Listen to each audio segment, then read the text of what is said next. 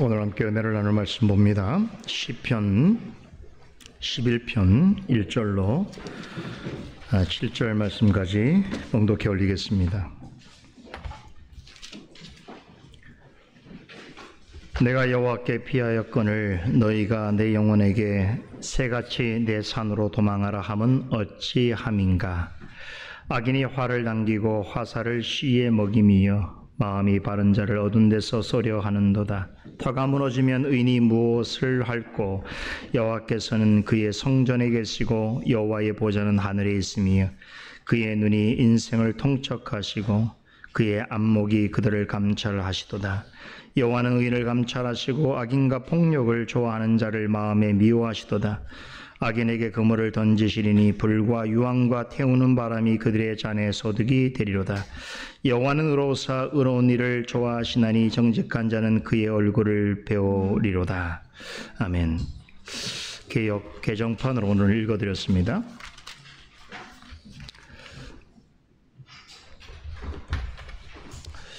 오늘은 창세기 강해를 한 주 쉬고 시편 11편 말씀을 함께 상고하고자 합니다.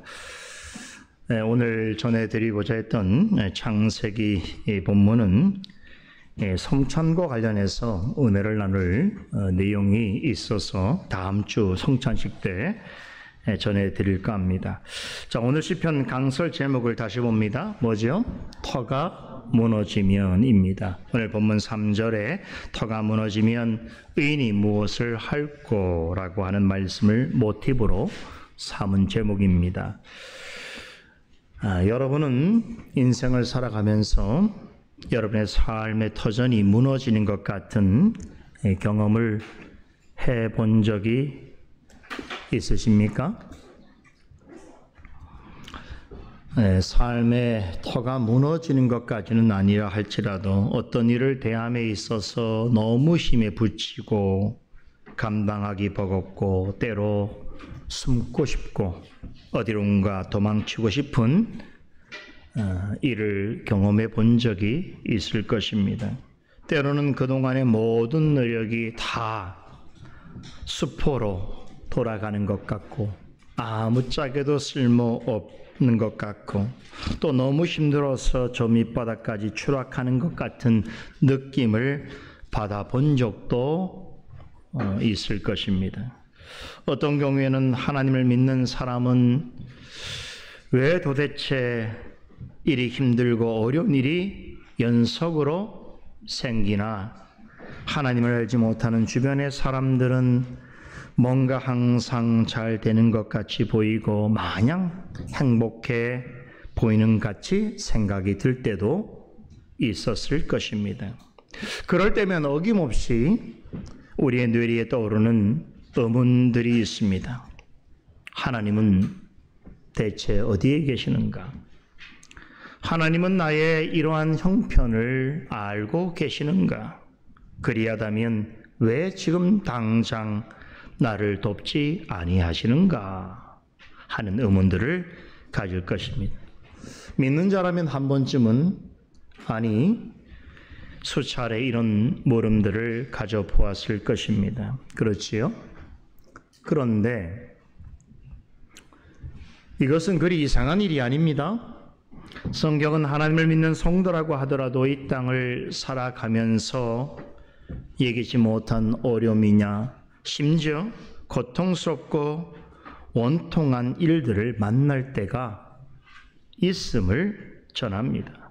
오늘 시편 기자인 다윗도 그런 경험을 수도 없이 많이 했습니다.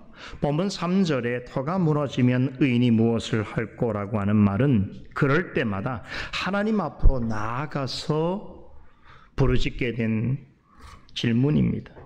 삶의 터가 무너진다는 말은 살면서 전혀 생각지 못한 불행이나 고통을 겪게 되는 상황을 의미합니다. 그럴 때에 하나님을 신실하게 믿는 자라 할지라도 어떻게 됩니까? 아무것도 할 수 없는 그러한 처지에 놓이게 되어집니다. 이것은 비단 다윗만의 경험이 아닙니다. 교회 역사를 보면 다윗의 고백대로 하나님을 신실하게 믿고 고백하는 삶을 살아가고 있음에도 불구하고 어느 날 터가 완전히 무너지는 것 같은 일이 발생함으로 정말로 아무것도 할 수 없는 그런 힘들고 괴로운 현실에 처하게 되는 경험을 한 성도들이 허다합니다. 어느덧 가을이 깊어지고 있습니다. 종교개혁을 기념하는 날이 다가오고 있습니다. 다음 달이면 12번째를 맞게 되는 올해 우리 교회 레포메이션 데이. 여러분, 그 레포메이션 데이의 주제가 무엇입니까? 잠 못 이루는 파리의 밤.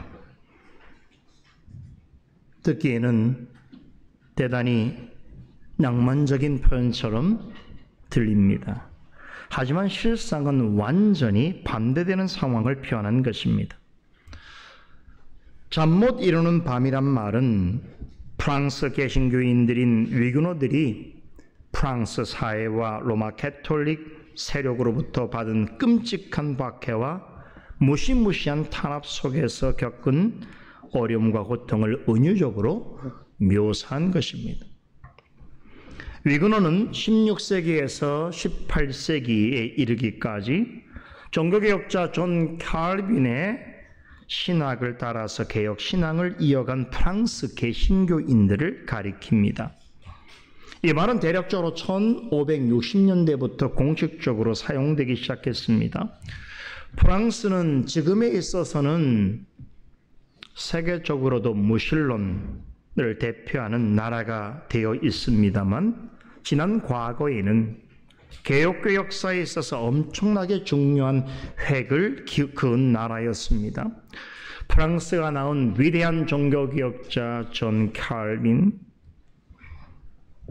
그는 당시 스위스 제네바에서 거의 완벽에 가까울 정도의 개혁교회 모델을 제시하고 있었습니다. 프랑스 개신교회는 그런 칼빈의 영향을 가장 많이 그리고 가장 직접적으로 받은 나라였습니다. 칼빈은 프랑스 정부의 박해로 고국을 떠나서 스위스 제네바로 망명해서 종교개혁을 가열차게 추진하고 있었지만 떠나온 조국 프랑스를 한시라도 잊지 않고 있었습니다. 조국에서 박해받는 프랑스 개신교들을 대상으로 선교에 많은 노력을 기울였습니다. 그래서 박해를 피해 제네바로 피신한 프랑스 목회자 후보생들과 개신교 지도자들을 잘 교육해서 조국 프랑스로 다시 파송했습니다. 1950년대에 그렇게 해서 제네바에서 프랑스로 돌아간 프랑스 목회자가 무려 160명이 넘습니다. 이들에 의해서 1555년에 프랑스에서 유럽 최초의 개혁교회가 만들어집니다. 그리고 1559년에는 프랑스 개혁교회 교단이 설립되기에 이릅니다. 그때 프랑스 개신교에 속한 성도들이 바로 위그노들이었습니다. 위그노 교회는 놀라울 정도로 성장했습니다. 1562년에만 프랑스 개혁교회가 전국적으로 200여 개나 세워졌습니다. 교인의 수는 무려 200만에 육박했습니다. 이는 당시 프랑스 전체 인구의 11%나 되는 엄청난 숫자였습니다. 하지만 1562년 그 해를 기점으로 프랑스 개혁교회는 어마무시한 박해를 받게 됩니다. 1562년 3월에 바시라고 하는 지역의 창고에서 예배를 드리던 위그노들이 교황주의자들에게 무차별적인 공격을 받아서 74명이 죽고 100여 명이 부상을 당하게 되는 사건을 시작으로 해서 그 7년간 프랑스 땅의 구교와 신교 사이에 전쟁이 일어나게 되는데, 이때 로마 캐톨릭과 결탁한 프랑스 정부는 위그노들에게 무자비한 박해를 가합니다. 7년간 지속된 신구 종교 전쟁으로 프랑스 땅은 황폐화되었고 수많은 개혁교회는 파괴되었으며 위그노들은 학살당했습니다. 여러분, 성 바돌로메 사건이라고 들어보신 적이 있죠? 이 사건은 위근호들을 향한 핍박의 최정점에 이른 사건이었습니다. 1572년 8월 24일 벌어진 이 사건으로 위근호들은 파리에서만 3,000명이 넘게 죽었습니다. 전국적으로는 수만 명이 학살당했습니다. 그러다가 1598년에 앙리 4세가 낭트 칙령을 반포함으로써 위근호들은 종교의 자유를 인정받게 됩니다. 그러나 이 평화는 20년도 채 지속되지 못한 채 붕괴됩니다. 루이 14세가 왕권을 장악하면서 1685년에 위근호들에게 종교의 자유를 허락한 이 낭트 칙령을 철폐합니다. 그 스스로 태양 같은 존재가 되기를 바랬던 태양왕 루이 14세는 프랑스에서 위근호들을 완전 박멸하기 위한 아주 냉혹하고 잔인하기 이를 데 없는 무시무시한 박해를 가합니다. 위근호들은 강제로 로마 캐톨릭 교도로 강제 개종을 강요당했습니다. 이것을 거부할 경우에는 약탈과 투옥과 고문은 예사였고 여자는 강간을 당하고 종으로 팔려가야 했으며 남자는 노예선에 끌려가서 평생 노젓는 일을 해야 했습니다. 그리고 남은 사람들은 죽음에 내몰리거나 겨우 살아남은 사람들은 외국으로 도망쳐야만 했습니다. 이런 일이 무려 프랑스 역사에서 100년 동안 지속됩니다. 낭트 칙령이 폐지된 1685년에 루이 16세가 등극하여서 종교의 자유를 허락하는 이 관용 칙령을 발표한 1787년까지 정확하게 102년 동안 프랑스 위근호들은 정말 죽을 만큼 괴로운 고통의 세월을 보내야 했습니다. 프랑스 개신교 역사에 있어서 가장 길고 무자비한 고난과 핍박의 시기였습니다. 그래서 이 시기를 가리켜서 종교개혁자들은 광야교회 시대라고 부릅니다. 이때 위근호들은 이 모진 고난과 박해 가운데서도 자신들이 지니고 있는 신앙의 정체성과 자신들이 받고 있는 고난의 의미를 나타내기 위해서 상징물들을 만들어서 간직했습니다. 그 대표적인 것이 바로 십자가와 망치와 모루입니다. 위근호들은 개혁교회 성도로서 받아야 했던 핍박을 십자가로 표현했습니다. 일명 위근호 십자가입니다. 이것을 자신의 집이나 집회 장소에 은밀히 걸어두었습니다. 그런데 이 십자가는 보통 십자가의 모양과 다르게 생겼습니다. 마치 프랑스 귀족들의 가슴에 달려있는 훈장의 모습과 매우 유사한 형태입니다. 위근호 십자가는 이들의 신앙적 정체성을 잘 담아내기 위하여서 제작된 상징물입니다. 위근호들은 이 십자가를 훈장처럼 애지중지했습니다. 지금도 프랑스 위근호 후손들의 집에는 이 십자가가 달려 있습니다. 그래서 이 십자가를 바라보게 되면 이 집은 위근호 신앙의 후손들의 가문이구나, 가정이구나 라는 것을 알 수 있습니다. 위근호들은, 후예들은 지금도 중요한 모임에 갈 때에는 훈장처럼 이 십자가를 가슴에 달고 나옵니다. 위근호 십자가는 그토록 가혹했던 박해 시절에도 개혁 신앙을 지켜는 위근호들의 신앙 정신을 잘 대변해 주고 있습니다. 위근호들의 신앙 정체성과 그들이 받은 고난의 의미를 말해주는 또 다른 상징물이 있습니다. 그것은 바로 망치와 모루입니다. 위근호들은 망치와 모루 사이에 놓여져 있다라고 하는 말이 있습니다. 위근호와 관련된 그림 자료를 찾아보게 되다 보면 건장한 몇 사람이 망치를 들고 모루를 향해 강하게 내리치는 그런 모습을 그린 사파를 볼 수 있습니다. 오늘 강설 질문지에 제가 그 사파를 여러분 소개해 드렸습니다. 이 그림에서 망치질을 하는 사람은 위근호를 박해하는 세력을 뜻합니다. 오랜 세월 위근호들은 무수한 망치질에 부서지고 빠져야 한 그런 존재로 취급받았습니다. 이처럼 이 그림은 그들이 얼마나 힘들고 괴로운 상황에 놓여져 있었는가를 상징적으로 보여주고 있습니다. 그런데 이 망치와 모루 사이에 이런 문장이 새겨져 있다고 합니다. 그들이 나를 망치로 두들기면서 즐거워할수록 그들은 더 많은 망치를 달아 없어지게 만들 것이다 라는 글귀입니다.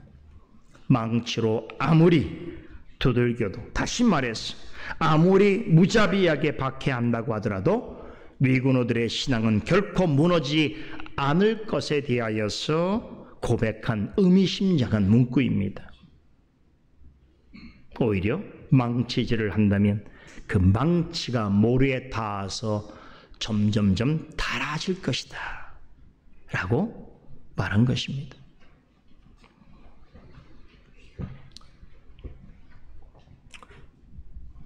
(19세기) 이후에 프랑스 하면 생각나는 프랑스를 대표하는 두 단어가 있습니다.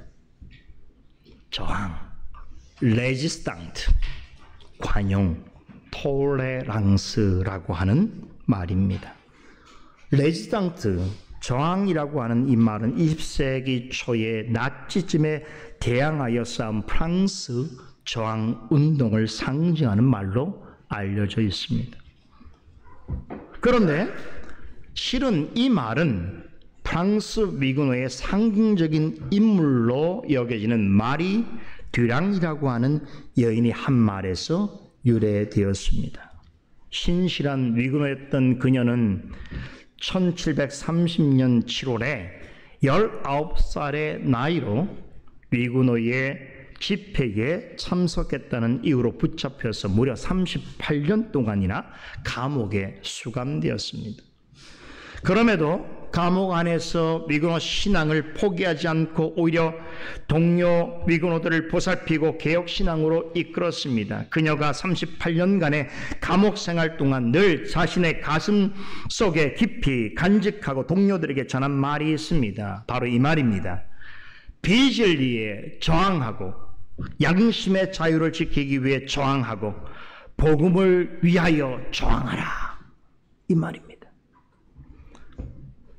바로 여기에서 레지스탕트, 저항이란 말이 나오게 되었습니다. 이 말은 프랑스 개신교인들에게 큰 감동과 도전을 주었습니다. 저항하라, 레지스탕트라고 하는 이 말은 위군어 후손들의 신앙의 좌우명이 되었습니다. 그리고 2차 세계대전 때에 나치에 저항하는 프랑스 저항 운동의 상징이 되었습니다. 관용을 뜻하는 톨레랑스라고 하는 말도 위군어 신앙을 대변해 줍니다. 오늘날에는 이 말은 종교와 사상과 양심 등의 차이를 인정하고 타인의 생각과 가치관을 존중하며 너그럽게 받아들이는 정신으로서 알려져 있습니다. 그런데 이 말이 16세기 종교개혁 시기에 프랑스 위군어들에게서 비롯되었다는 사실을 아는 사람은 그리 많지 않습니다. 앞서 설명드린 대로 프랑스 광야 교회 시대에 수많은 위군어들이 학살당했습니다. 위군어를 향한 무시무시한 핍박은 루이 16세가 1787년에 베르사유 칙령을 반포하기까지 무려 100년간 지속되었습니다. 루이 16세가 반포한 베르사유 칙령, 이것을 다른 말로 톨레랑스 칙령, 즉 관용 칙령이라고 부릅니다. 이 칙령으로 프랑스에서 비로소 종교와 신앙으로 인한 핍박이 종식됩니다. 그때부터 프랑스는 톨레랑스가 법이 되고 사회 보편적 가치가 되었습니다. 그런데 톨레랑스라고 하는 말의 의미를 프랑스 사회에 전파한 이들이 바로 위군어들입니다. 이 말은 톨레라레라고 하는 라틴어에서 온 것으로 원래의 의미는 참아내다라고 하는 뜻입니다. 이 말 뜻대로 위군어들은 무자비한 박해와 고난 속에서도 개혁신앙을 지키고 전수하기 위해서 죽음까지도 받아들이며 참고 인내했습니다. 이렇게 톨레랑스라고 하는 말은 위군어들의 신앙적 정체성을 지키기 위해 사용된 말로서 이 말이 프랑스의 법이 되고 사회적 가치가 되기까지 셀 수 없이 많은 위근호들의 땀과 피와 수고가 이 말에 서려져 있습니다. 하지만 오늘날 대부분의 프랑스 사람들은 톨레랑스라고 하는 이 말을 위근호들의 신앙과 상관없이 모든 것들에 대하여 허용해 줘야 한다라고 하는 그런 개념으로 변형하여 사용하고 있습니다.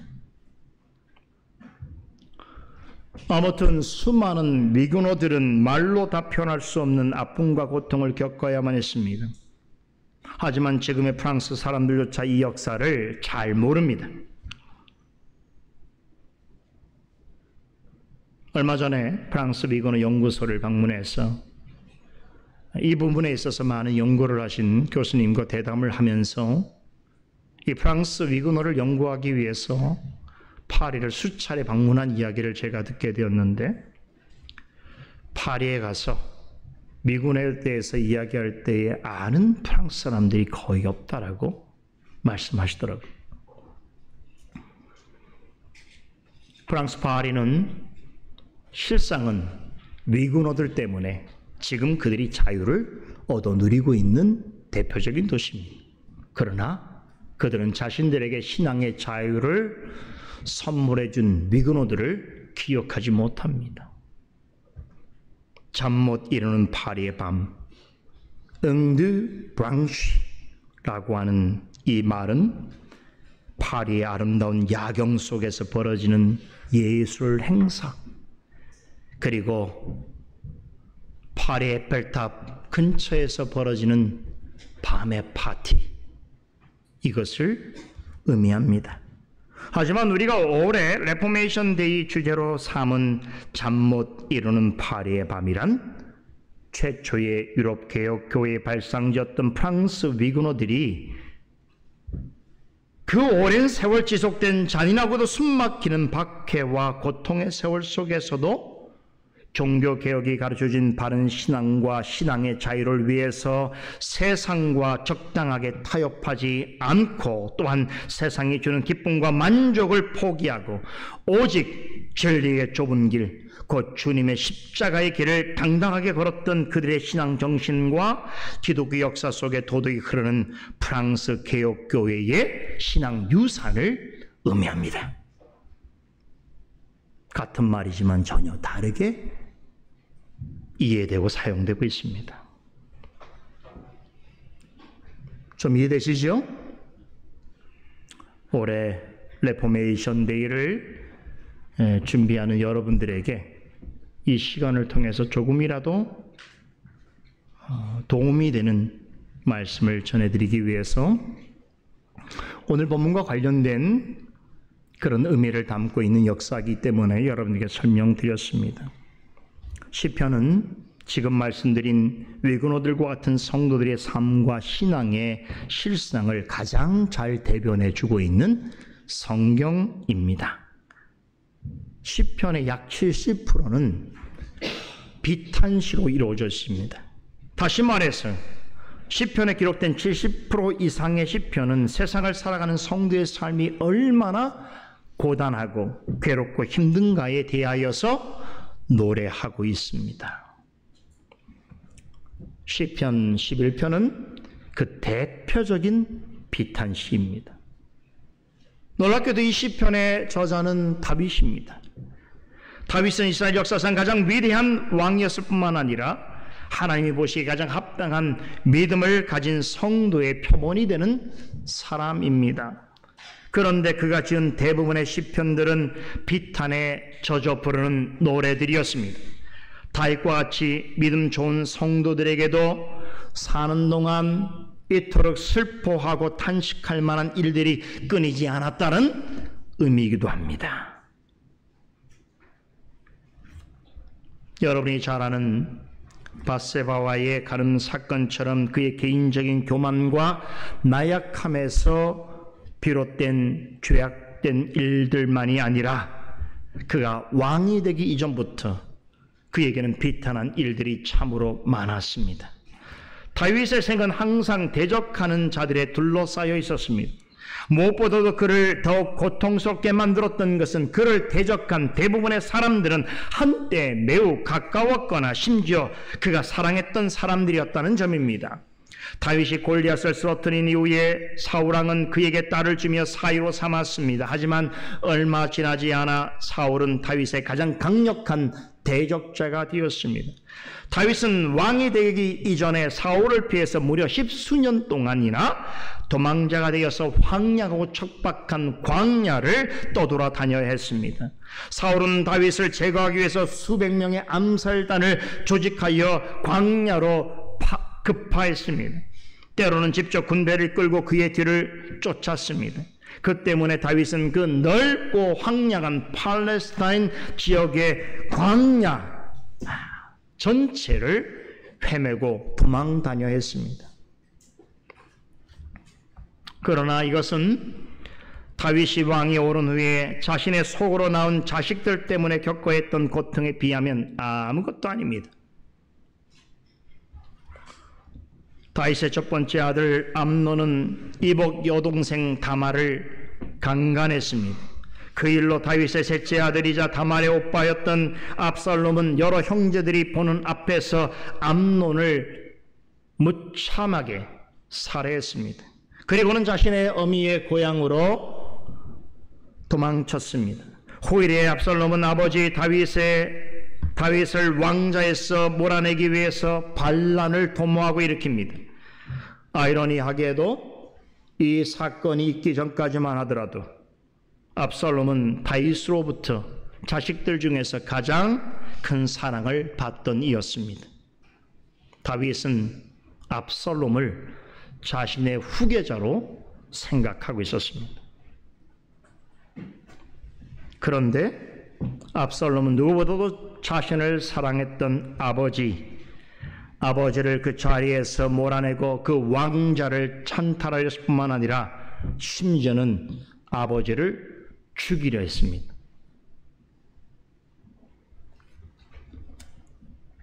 그 때문에 다윗은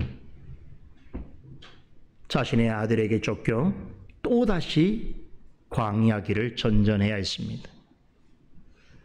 그러는 동안에 왕궁으로부터 충격적인 소식들이 전파됩니다. 이전에 자신을 도왔던 많은 신하들이 압살롬의 반역에 동조하여 자신에게로부터 등을 돌렸다는 소식이었습니다. 다윗의 고문 역할을 하던 아히도벨이라고 하는 사람이 대표적인 인물인데 그는 압살롬을 도와 반역에 앞장섰습니다. 지난날에 자신의 오른팔 역할을 했던 자신의 고문과 자신의 편이 되어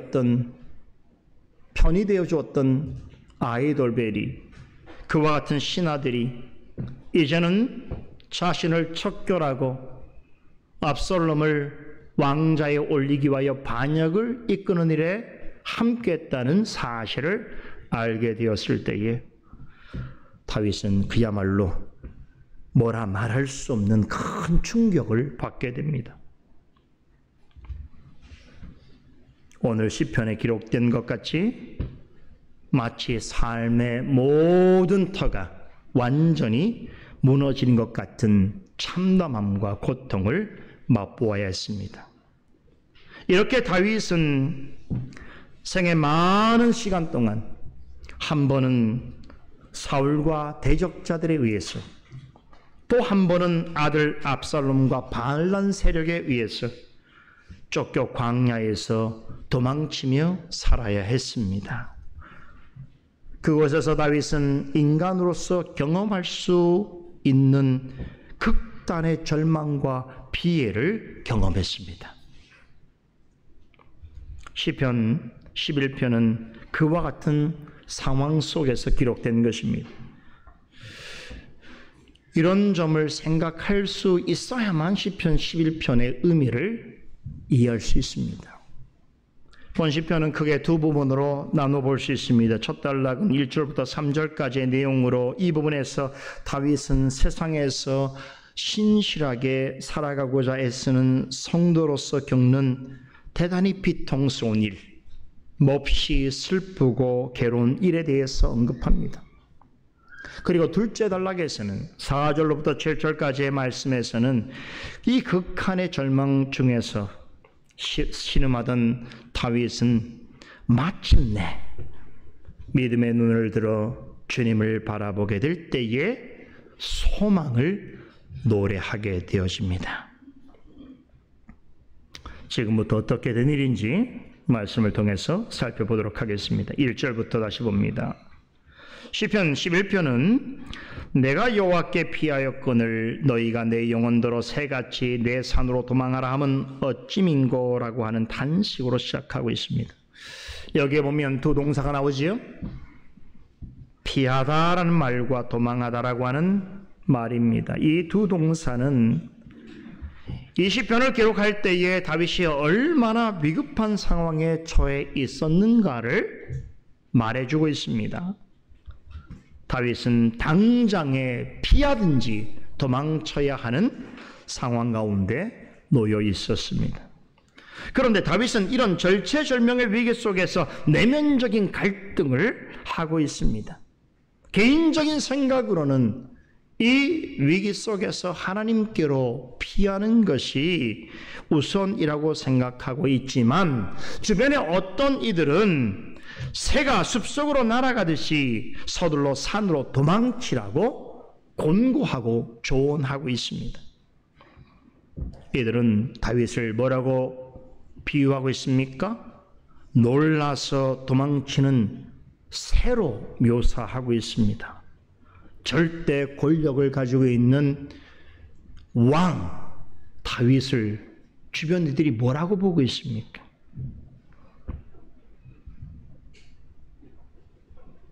너무나 나약하고 힘이 없는, 지금 당장 도망치지 않으면 안 될 그런 상황에 처해 있는 작은 새 한 마리로 보고 있다는 것이지요.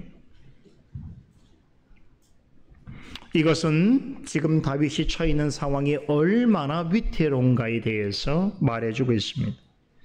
그는 거대한 고난과 위기 앞에서 연약하고 무기력한 새 한 마리와 다를 바가 없습니다. 그러기에 주변 사람들로부터 빨리 산으로 도망치라고 하는 권면을 듣고 있습니다. 그들은 다윗에게 그렇게 하는 것이 지금으로서는 가장 지혜로운 처사라고 조언하고 있습니다. 2절은 다윗 자신은 하나님께로 피하고 싶지만 자신의 처지를 잘 알고 있는 사람들이 자신에게 새처럼 당장의 산으로 도망쳐야 한다고 말하는 이유를 제시하고 있습니다. 왜 그렇습니까? 악인들이 다윗을 공격하라고 만반의 준비를 하고 있기 때문입니다. 이 일촉즉발의 위기 상황을 다윗은 사냥꾼이 새를 향해서 활시를 할 시에 활을 먹이고는 목표물을 향해서 힘껏 당긴 채 조준하고 있는 모습으로 묘사하고 있습니다. 다윗은 진즉부터 원수들의 표적물이 되어 있습니다.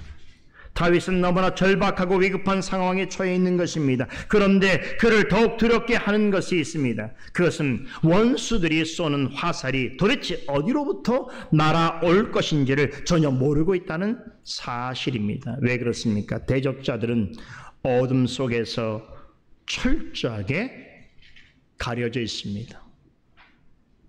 다윗이 볼 수 없는 어느 곳에 숨어서 그를 향해서 화살을 장착한 채 활시를 당겨 쏘려 하고 있습니다. 어둠 속에서 그 일이 이루어지고 있습니다. 다윗은 그런 대적자들에게 완전히 노출되어 있습니다. 적들은 어둠 속에서 활을 쉬에 먹인 채 다윗의 움직임을 따라가고 있습니다. 시인은 그렇게 악인들의 표적이 되어 있는 다윗 자신을 뭐라고 표현합니까? 마음이 정직한 자, 마음이 바른 자라고 말합니다. 즉 원수들에게는 유일한 표적물이 되어서 이제 당장 도망치지 않으면 안 되는 새처럼 연약한 무기력한 처지에 있으나 하나님 앞에서는 여전히 정직하고 신실하게 살아가는 성도이다라고 하는 말입니다. 그런 다윗 같은 성도랄지라도 얼마든지 하나님을 대적하거나 마음에 하나님이 없다는 자들로부터 표적이 될 수 있습니다. 위근호들처럼 위험천만한 상황 가운데 놓여질 수 있습니다. 여러분, 만약에 여러분이 이런 상황 가운데 있다고 한다면 어떤 생각이 들 것 같습니까? 하나님 앞에서 바르고 정직한 마음을 가지고 살아가고자 힘쓰는 사람이 하나님을 알지 못하는 악인들로부터 무고히 핍박을 당하고 고통 가운데 있게 된다면 여러분은 그런 현실을 어떻게 받아들이겠습니까? 이 현실이 여러분의 현실이라면 여러분은 그것을 온전히 인정하고 받아들일 수 있겠습니까? 여러분 두렵지 않을까요? 이 두려움을 3절에 이렇게 묘사한 것입니다. 터가 무너지면 의인이 무엇을 할꼬? 이 상황은 자신이 살아왔던 모든 삶의 터가 한꺼번에 무너질 것 같은 엄청난 위기감과 그럼에도 하나님 알지 못하는 적들에 의해서 표적물이 되어 있는 그런 일촉즉발의 위기 상황에 대한 성도가 느끼는 비애를 압축적으로 묘사해 주고 있습니다. 하나님을 신실하게 믿고자 하는 사람에게도 얼마든지 어느 때든지 예기치 못한 불행과 고난이 닥쳐올 수 있다는 것입니다. 하나님 앞에 신실하고 정직하게 살아가고자 몸부림치는 삶인데도 불구하고 살다 보면 낙심되고 낙담되는 일들이 꼬리에 꼬리를 물고 일어날 수 있습니다. 하나님을 잘 믿고 섬기려 하는데도 왜 나에게만 이러저러한 불행과 고통이 생기는지 모르겠다라고 하는 한탄을 하게 되는 때도 있을 수 있습니다. 그런 일들이 지속되다 보면 조금씩 신앙의 균열이 생기다가 어느 순간에 삶의 터가 통째로 흔들리고 저 밑바닥까지 허물어지는 것 같은 생각을 가질 수 있습니다. 다윗이 오늘 시편을 통해서 이것이 특별한 것이 아니라 고난 앞에 있는 성도로서 가질 수 있는 전형적이고도 보편적인 생각이라는 것을 말해주고 있습니다. 정말로 그러한 일들이 우리에게 발생한다면 어떠하겠습니까? 믿음을 가졌다 하더라도 아무것도 할 수 없는 상황에 처하게 될 것입니다. 나는 아무것도 할 수 없다라고 하는 그런 두려움과 무력감에 시달릴 수도 있습니다. 여러분 이와 같은 경험을 해본 적이 있습니까? 어떤 감당하기 힘든 어려운 일 앞에서 마치 홀로 낭떠러지 앞에 서 있는 같은 그런 막막함과 두려움을 느껴본 적이 있습니까? 나름 잘 해보려고 아무리 발버둥 쳐봐도 오히려 나는 아무것도 할 수 없다라고 하는 무력감과 회의감을 가져본 적이 있습니까? 그럴 때 여러분 우리는 이런 탄식을 하게 될 것입니다. 터가 무너지면 의인이 도대체 무엇을 할 수 있는가?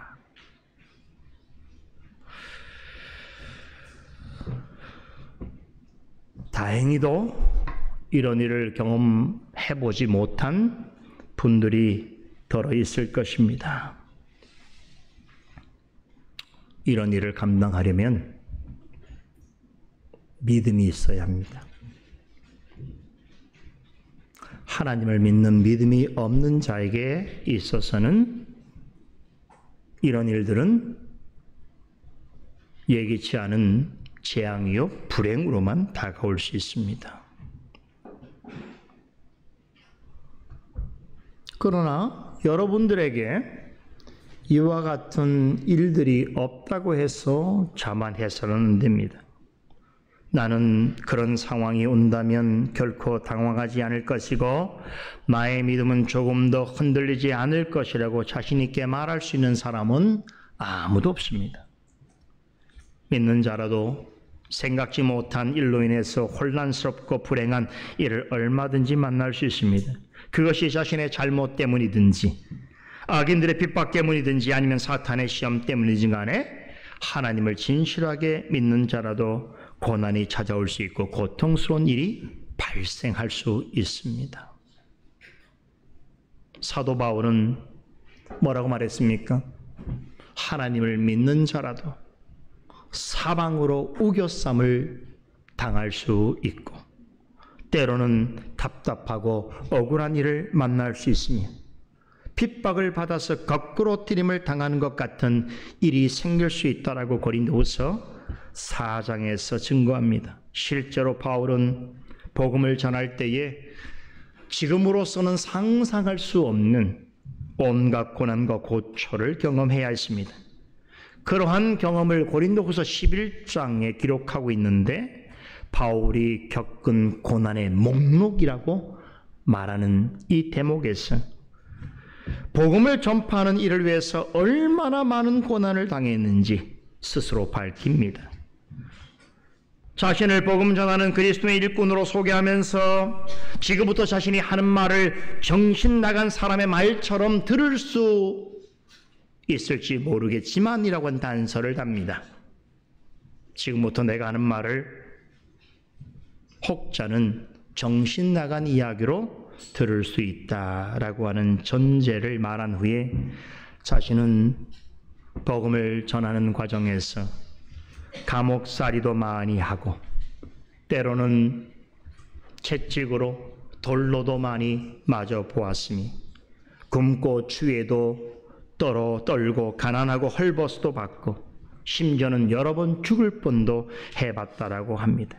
그 외에 온갖 종류의 위험을 다 경험했노라고 고린도후서 11장 23절에서 27절에 증거하고 있습니다. 그런데요, 바울은 이러한 고난을 뭐라고 표현한 줄 아십니까? 주를 위해 받는 고난의 흔적이라고 하면서 내가 그것을 자랑으로 삼았다라고 고백합니다. 세상에 이런 일을 자랑으로 삼는 사람이 있습니까?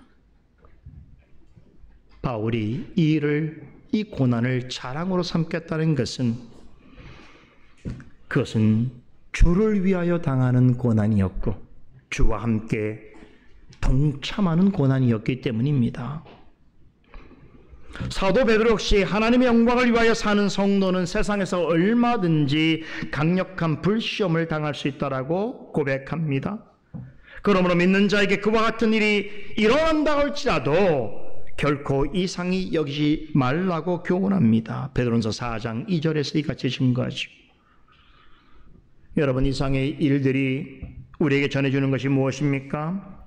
믿음을 가진 사람이라고 하더라도 터가 무너질 것 같은 그러한 어려움과 고통에 처할 수가 있다는 것입니다. 그때에 그런 일이 생길 때 믿는 자라도 나의 삶의 터전이 무너져서 나는 아무것도 할 수 없습니다라고 탄식하게 될 수 있다는 것입니다. 그런 일이 있을 때 믿음을 가진 자는 어떻게 해야 할까요? 성령께서는 시인의 입을 통해서 본시편의 후반부인 4절로 7절에서 그 해답을 제시해 주고 계십니다.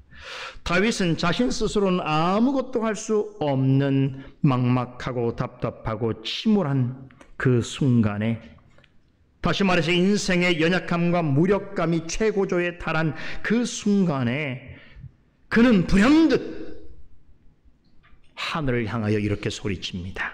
4절입니다.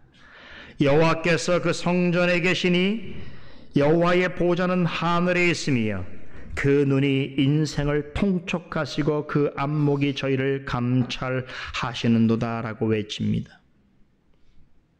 여러분 보세요. 3절과 4절은 아주 묘하게 대조를 이루고 있습니다. 3절에 터가 무너지면 의인이 무엇을 할 거라고 하는 말은 예기치 못한 위기를 만난 성도가 느끼는 내면적인 깊은 절망과 불안감을 표현한 것입니다. 왜 시인은 절망과 불안에 사로잡혀 있습니까? 생각지 못한 위기를 만난 탓이기도 하지만 무엇보다도 자신의 삶의 터가 한꺼번에 흔들리고 무너지는 것 같은 생각이 들었기 때문입니다. 그렇습니다. 우리가 살아가는 세상에서의 삶의 터는 항상 불안정합니다.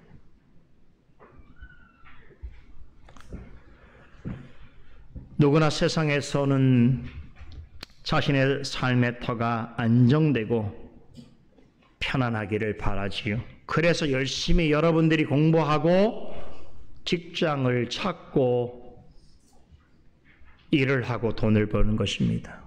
어떻게 하면 내 삶의 터전을 좀 안정화시킬 수 있는가?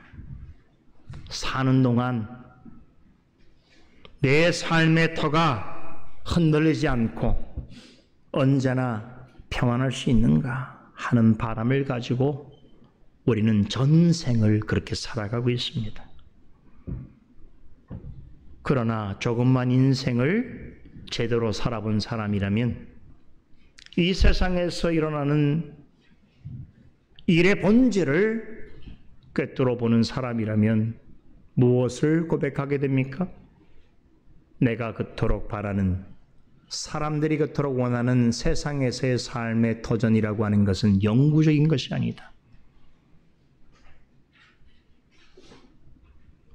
그것은 언제나 불안전하고 불확실하다 하는 것을 깨닫게 되는 것입니다.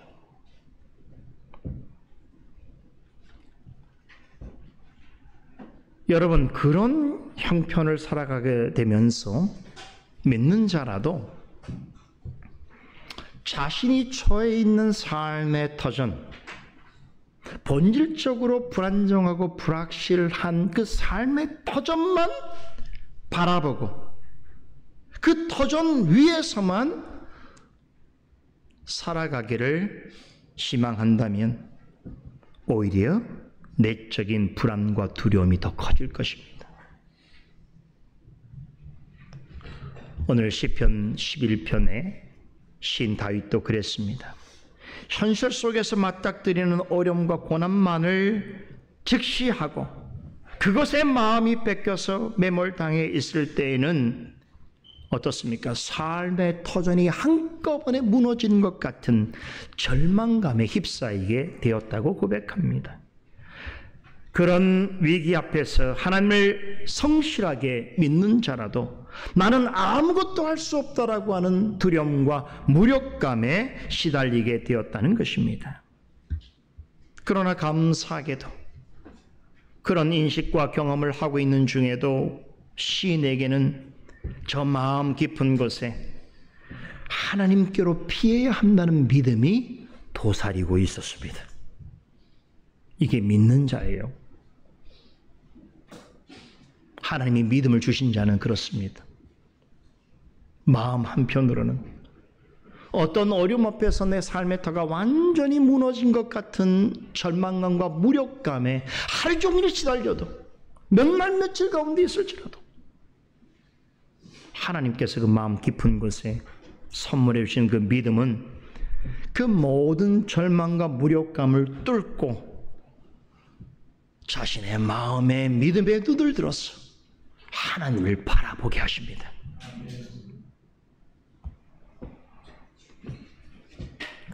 이런 믿음을 가지고 자신의 영적 시선을 땅의 터전만이 아니라 내가 원하는 삶의 터가 아니라 하늘에 계시는 하나님을 주목하여 바라보게 되는 순간 시인은 이전에 경험하지 못한 놀라운 위로를 받게 됩니다. 나의 삶을 지탱하는 것은 땅에 있는 것들이 아니라 하늘에 계시는 하나님이시구나 라고 하는 사실을 깨닫게 됩니다. 믿음의 눈을 열어 하늘을 바라보면서 그렇게 고백한 말이 4절 내용입니다. 그때 시인은 두 가지의 성전을 보았다라고 말합니다. 먼저는 하늘에 있는 성전입니다. 하나님의 보좌라고 하는 표현이 그것입니다. 시인은 하나님께서 여전히 자신의 하늘 보좌에 계실 뿐만 아니라 그 보좌에서 자신을 지켜보신다라고 하는 사실을 깨닫게 됩니다. 그 순간 여러분, 그토록 자신의 삶의 터가 무너질 것 같은 두려움과 무력감 속에서도 믿음이 다시 회복되어지는 놀라운 경험을 하게 됩니다. 성경은 종종 하나님을 하늘에 계신 하나님께서 거룩한 보좌에 앉아 계신다라고 하는 말로 표현합니다. 이것은 비유입니다. 이 비유는 하나님께서는 하늘에서 땅에서 일어나는 모든 일들을 두루 살피시고 이 땅에 있는 모든 믿는 자를 감찰하시며 악인으로부터 보호하시사 끝내 약속하신 모든 일을 이루신다라고 하는 사실을 말해주고 있습니다. 그런 하나님의 역사가 영원 전부터 영원까지 이루어지고 있는 그 실상이 바로 하늘에 있는 영원한 교회입니다. 하나님의 영원한 전입니다. 하나님께서는 이 의롭고 완전한 일에 대한 통치권을 당신의 보좌 우편에 앉으신 그리스도에게 완전히 위탁하셨습니다. 그 결과 그리스도께서는 지극히 높으신 이로서 만유의 주제시요 만왕의 왕이시요 영원한 구주요 심판주로서 하늘과 땅에 속한 모든 것들을 다스리시고 모든 일들을 판단하십니다. 그러므로 오늘 본문에 시인이 하늘에 있는 하나님의 보좌를 바라보았다라고 하는 말은 보좌 우편에서 하늘과 땅에 있는 모든 것을 통치하시는 우리 주 예수 그리스도를 바라보고 의지하였다라고 하는 말이 됩니다. 이 사실을 사도 바울은 골로새서 3장 1절로 2절에서 이렇게 변증합니다. 그러므로 너희가 그리스도와 함께 다시 살리심을 받았으면 위의 것을 찾으라. 거기는 그리스도께서 하나님 우편에 앉아 계시느니라. 위의 것을 생각하고 땅의 것을 생각지 말라라고 전합니다. 사도 바울은 우리더러 위의 것을 생각하고 땅의 것을 찾지 말라고 가르칩니다. 무슨 뜻입니까? 이 세상에서 삶의 터전이 무너질 것 같은 그런 고통스러운 현실 앞에서도 그 세상에 있는 내가 원하는 삶의 터만 의지하지 말고 그것에서만 안정감을 찾으려 하지 말고 믿음의 눈을 열어서 하늘에 계신 하나님, 우리의 모든 형편과 사정을 아시고 판단하시고 이루시는 우리의 주님을 바라볼 때에 바로 거기에 우리의 소망이 있다라는 뜻입니다. 그런데 시인은 눈을 들어서 바라볼 때에 또 하나의 성전을 봅니다. 그것은 하늘에 있는 성전이 아니라 땅에 있는 성전입니다. 4절에 언급된 그 성전은 중의적인 의미를 가지고 있습니다. 하늘에 있는 성전인 동시에 지상에 있는 성전을 가리킵니다. 본문은 여호와께서 그 성전에 계시다는 말과 여호와는 하늘에 그 보좌를 두신다는 말이 짝을 이루고 있습니다. 하늘에 계신 그리스도께서 이 땅에 임하신 성전으로 삼으신 것이 무엇입니까? 바로 그리스도의 몸된 교회입니다. 하나님께서 구별하여 세상 가운데 부르셔서 머리 대신 그리스도와 연합하게 하신 성도의 모임인 교회는 이 땅에 임한 하나님의 성전입니다. 삶의 기반이 무너질 만큼 큰 어려움을 만난 시인이 하나님의 은혜로 마음의 눈을 열어 하늘을 쳐다보았을 때에 두 개의 성전, 즉 하늘의 성전과 지상의 교회를 보게 되었다는 것은 우리에게 굉장히 중요한 교훈을 전해주고 있습니다. 첫째는 하나님은 어느 지역에 한정되어 있는 분이 아니시라는 것을 말해줍니다. 하나님은 하늘에도 계시고 땅에도 계십니다. 하나님은 어느 곳이든지 계시지 않는 곳이 없습니다. 둘째로는 그리스도는 하늘과 땅, 즉 모든 세계를 통치하시고 심판하신 분이시라는 것을 말해줍니다. 인성적으로는 그리스도는 하늘에 계시지만 그분의 눈은 모든 인생을 바라보시고 세상에 일어나는 모든 일들을 지켜보십니다. 4절 하반절에서 그 눈이 인생을 통촉하시고 그 안목이 저희를 감찰하시는도다라고 하는 표현이 전하는 바가 이것입니다.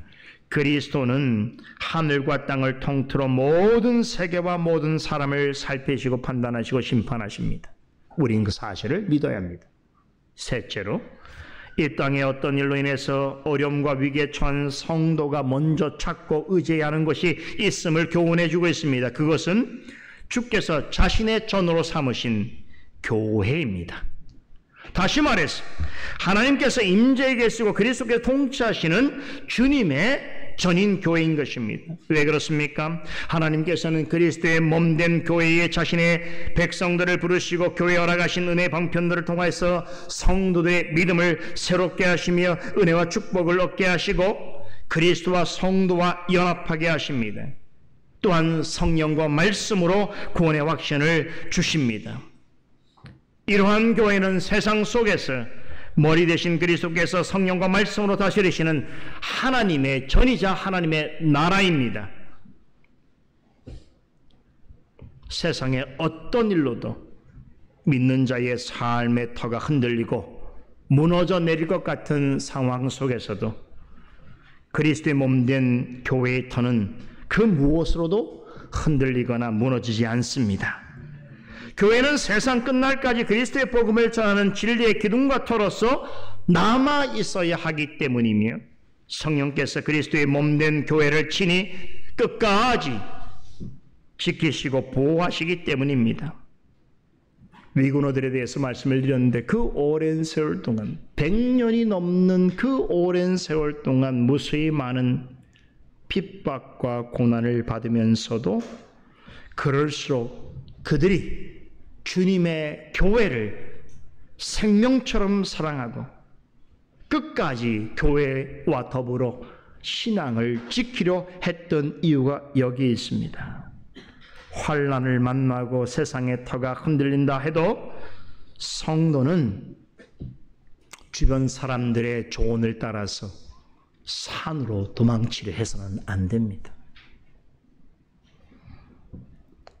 그럴수록 성도는 주님의 교회로 나와야 합니다. 하나님께서 임재해 계시는 교회는 성도의 피난처입니다.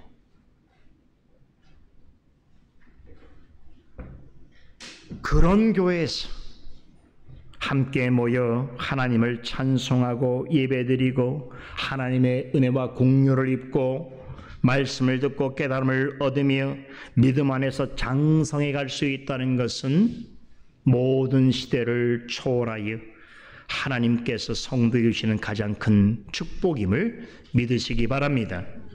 주님이 다스리시는 교회는 언제나 성령이 충만하십니다. 그런 교회는 참되고 살아계신 하나님의 집이며 영원히 변치 않는 진리의 기둥이고 터입니다. 그러게 고난과 낙심 가운데 있을 때일수록 교회의 머리이신 그리스도를 더욱 의지하며 주님의 몸된 교회를 가까이 해야 합니다. 이에 대해서 히브리서 기자는 이렇게 설명합니다. 히브리서 10장 21절에서 25절 내용입니다. 또 하나님의 집 곧 교회를 가리킵니다. 하나님의 집 다스리는 큰 제사장이 계심에 우리가 마음의 뿌림을 받아 양심의 악을 깨닫고 몸을 맑은 물로 씻었으니 참 마음과 온전한 믿음으로 하나님께 나아가자. 잘 들어보세요. 중요합니다. 또 약속하신 이는 미쁘시니 우리가 믿는 도리의 소망을 움직이지 말고 굳게 잡아 서로 돌아보아 사랑과 선행을 격려하며 모이기를 패하는 어떤 사람들의 습관과 같이 하지 말고 오직 권하여 그날이 가까움을 볼수록 더욱 그리하자 고백합니다. 이 말씀은 세상의 마지막이 다가올수록 지상에 있는 교회들 가운데 어떤 불길하고 불행한 일이 나타날 것을 예고하고 있습니다. 주님이 오시는 날이 가까울수록 교회로 모이기를 좋아하지 않는 분위기가 지배적일 것이라고 하는 말씀입니다. 믿지 않는 자들은 당연히 교회로 모이기를 원치 않겠지만 믿노라 하는 사람들도 마지막 때가 가까울수록 주님의 교회로 모이기를 원치 아니하는 일들이 지배적으로 드러날 것이라고 하는 말씀입니다. 지금 우리 시대가 그런 시대 같아요. 코로나 사태 이후로 지속되고 있는 한국교회의 이 불길하고 불행한 분위기는 그것을 말해주고 있습니다. 마지막 때가 가까울수록 사람들은 교회로 모이기 원치 않는 많은 이유들을 댑니다. 세상의 즐거움, 세상의 여러 가지 쾌락, 이런 것들로 인해서 주님의 교회를 등한시하게 됩니다.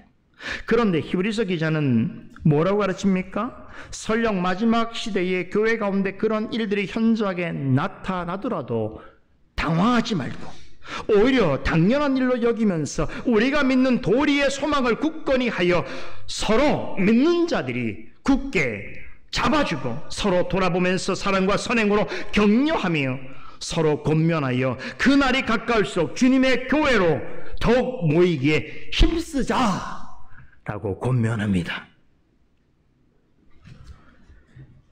이 말은 무조건 보이는 교회를 열심히 다니라고 하는 의미가 아닙니다.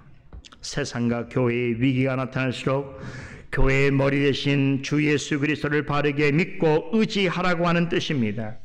그리고 그리스도의 몸된 교회에 속해 있는 지체들을 사랑하고 선행으로 돌보라라고 하는 권면입니다.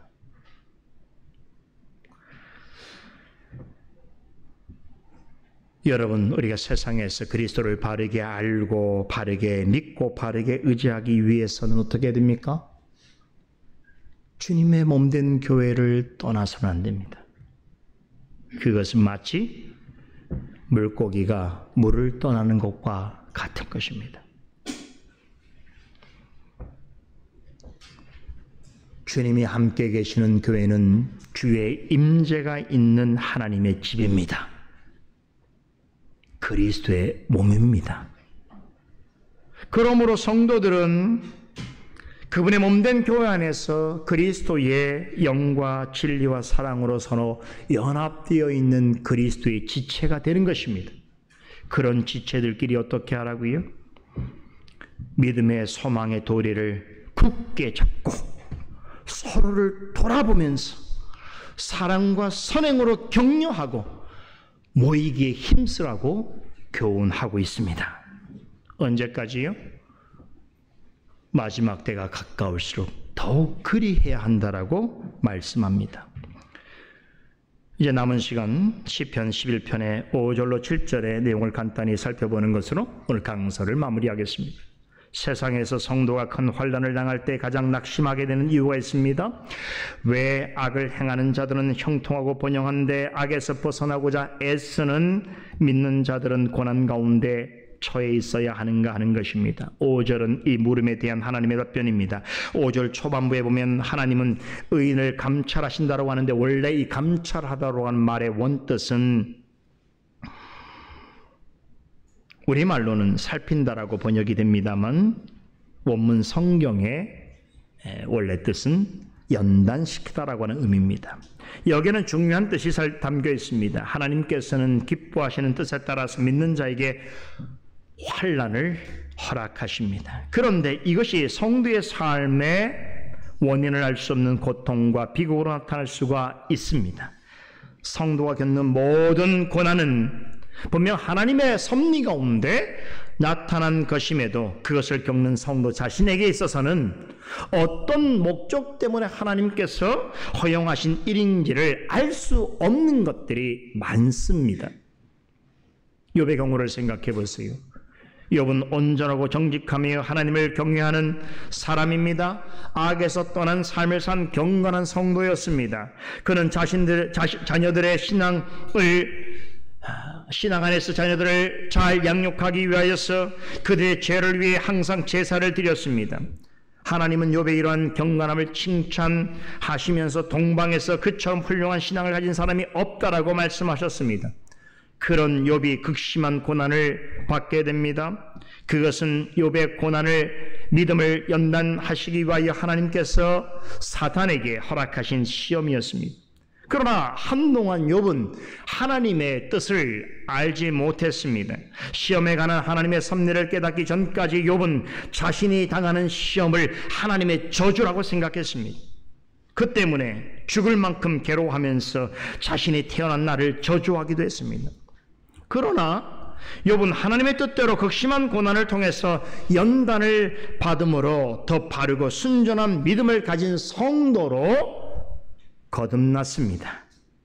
사탄의 시험으로 모든 재물과 자녀를 다 잃고 자신의 아내에게도 버림을 받았지만 그는 하나님을 결코 원망하지 않았습니다. 놀라운 것은 그런 극심한 고난 속에서 그는 자신을 영원토록 대속해 주실 구속자를 발견하게 됩니다. 그리고 그분을 믿는 믿음을 가지고 고백합니다. 더욱 놀라운 것은 살아계신 구속자가 고난당하고 있는 성도와 언제나 함께 하고 계시는 뿐만 아니라 이 땅에서 그가 죽어 육체가 흙이 된다 할지라도 후일에 다시 그를 살리실 것을 믿어 고백합니다. 구약 성경에서 이러한 부활 신앙의 고백을 가장 확실하게 한 사람이 바로 욥입니다. 고난 가운데서 육체로 죽을지라도 후일에 다시 살리실 구속자에 대한 부활 신앙을 그는 드러내게 됩니다. 그로 인해서 욥은 그런 고난을 통해서 길이요 진리요 생명이요 부활하신 예수 그리스도를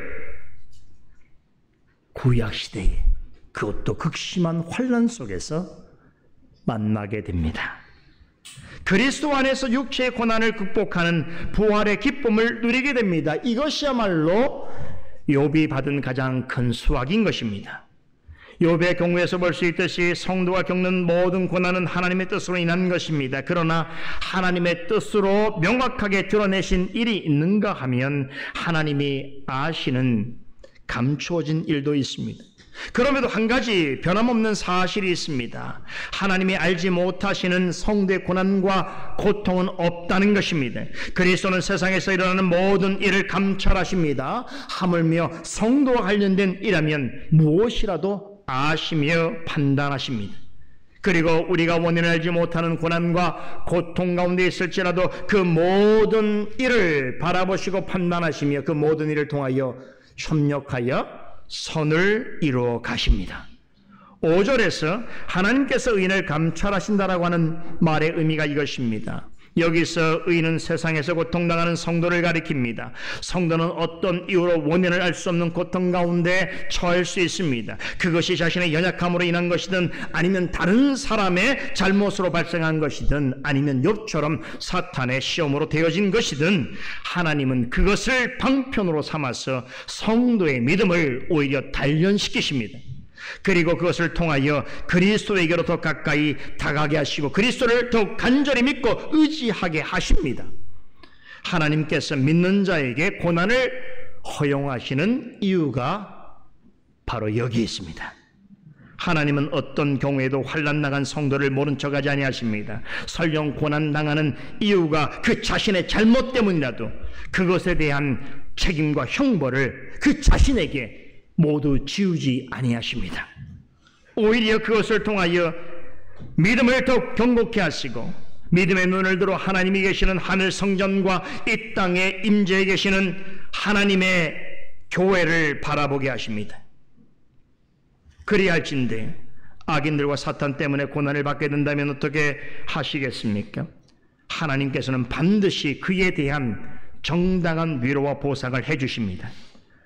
반면에 악인들이 행하는 그 악행에 대해서는 정반대의 보응을 행하십니다. 5절 하반절과 6절의 내용이 그것을 말해주고 있습니다. 특히 6절은 악인들에 대한 하나님의 심판이 얼마나 두렵고 무서운 것인가를 비유로 설명하고 있습니다. 하나님께서 악인들을 그물로 내려치시고 불과 유황으로 태우는 바람으로 그들을 심판하신다라고 설명합니다. 그물로 내려친다는 것은 하나님의 심판은 그 누구도 결코 피할 수 없다는 뜻입니다. 사람이나 동물이 그물에 한번 걸렸다면 꼼짝없이 잡히게 되는 것처럼 악인들은 그 누구도 하나님의 심판으로부터 벗어나지 못할 것을 예고하는 말씀입니다. 뿐만 아니라 하나님 불과 유황과 태우는 바람으로 그들을 심판하십니다.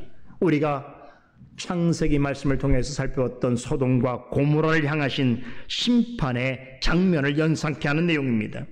아브라함의 중재에도 불구하고 소돔과 고모라 성과 그곳에 살아가던 악한 이들은 한 명도 빠짐없이 비처럼 쏟아지는 불과 유황에 완전히 멸망당하고 말았습니다. 소돔과 고모라 성에 있었던 재앙은 세상의 모든 악인들이 맞이하게 될 최종적인 하나님의 불심판을 예고하는 것입니다. 그들은 잠시 세상에서 형통하고 번성하는 것처럼 보일지라도 결국 그들의 행위대로 하나님의 불심판을 받아 영원히 멸망하게 될 것입니다. 이렇게 하나님께서 최종적으로 어떤 사람에게는 정당한 위로와 보상을 행하시고 어떤 사람에게는 영원한 보응과 심판을 행하시는 이유가 어디에 있는가? 오늘 시편 마지막 7절에서 답합니다. 왜 그렇습니까? 하나님께서는 의로우시기 때문이며 또한 의로운 것들을 사랑하시기 때문입니다. 하나님은 좋아하시는 것과 미워하시는 것을 명확하게 구분하십니다. 하나님은 믿는 자를 괴롭히고 성도에게 폭력을 가하는 자들을 미워하십니다. 그런 사람들에게는 장차 그물로 내려치고 불과 유황으로 태우는 무서운 심판을 행하실 것입니다. 이런 사람에게는 영원히 불타오는 지옥의 불이 그들을 기다리고 있습니다. 하지만 고난 중에도 하나님을 바라고 의지하는 사람에게는 의로우신 하나님이 약속하시는 축복이 보장되어 있습니다. 사나 죽으나 하나님을 신실하게 믿는 성도는 이 축복을 경험하게 됩니다. 사나 죽으나 성도가 경험하게 될 하나님의 축복은 무엇인가? 그것은 바로 오늘 7절 말씀에 있는 대로 여호와의 얼굴을 보는 것입니다. 하나님의 얼굴을 본다는 것은 우리가 하나님 앞으로 가까이 나아가는 것을 의미하며 그럼으로써 그분으로부터 나리는 사랑과 은혜를 받아 누리게 될 것을 의미합니다. 시인은 큰 고난 속에서 믿음으로 이 사실을 깨닫습니다. 그러기에 주변 사람들이 악인들의 위협과 자신의 삶의 터가 흔들리는 그런 상황 가운데 처해 있을 때에 다윗에게 산으로 도망치라고 조언하였을 때에도 그것을 끝내 뿌리치고 여호와께로 피하였던 것입니다. 시편 1편과 2편은 모든 시편의 서론입니다. 사실은 한 편의 시입니다. 복 있는 사람은 악인의 꾀를 쫓지 아니며 주인의 길에 서지 아니하고 오만한 자리에 앉지 아니하며 오직 여호와의 율법을 즐거워하여 그 율법을 주야로 묵상하는 자로다라고 하는 말씀으로 시작하는 이 시편 1편의 결론이 시편 2편의 마지막 절에 나옵니다. 시편 1편에서 말하는 이 복 있는 사람은 과연 누구인가라고 하는 말씀으로 마칩니다. 그것은 2장 12절에 여호와께 피하는 모든 사람입니다. 우리가 보고 있는 개역 성경에는 여호와를 의지하는 자라고 번역이 되어 있습니다만 실제 의미는 여호와께 피하는 사람입니다. 하나님이 보실 때 진짜 복 있는 사람은 누구인가? 시편은 말합니다. 바로 여호와께 피하는 자다. 그런 모든 사람은 하나님 앞에서 진정으로 복 있는 자입니다. 이런 복을 누리는 사람은 사나 죽으나 하나님의 얼굴을 바라보게 될 것입니다. 사나 죽으나 하나님과 함께 할 것이며 하나님이 베푸시는 은혜와 축복을 받아 누리게 될 것입니다. 이러한 복된 인생이 되는 우리 모두가 되기를 간절히 소망합니다. 기도하겠습니다. 거룩하신 하나님, 감사합니다. 오늘도 시편의 말씀을 통하여서 우리가 세상을 살아가는 동안 우리의 삶의 현실이 어떠한지에 대해서 알려주실 뿐만 아니라 그런 가운데서도 우리가 무엇을 소망하며 믿으며 견고하게 나아갈지를 깨달아 알게 하시니 감사를 드립니다. 시편 기자의 믿음과 고백이 우리의 믿음과 고백이 되게 하여 주시옵소서. 이 믿음과 고백으로 한 주간의 삶, 우리의 남은 삶을 살아가는 우리 모두가 되게 하여 주시옵소서. 그러므로 주님의 교회를 사랑하고 주님의 교회에 속해 있는 주님의 백성들을 위하여 선을 기쁘게 행하는 우리가 되게 하여 주시옵소서. 주님의 교회가 영원토록 진리 위에 서게 하여 주시옵소서. 감사드리며 예수 그리스도 이름으로 기도드리옵나이다. 아멘.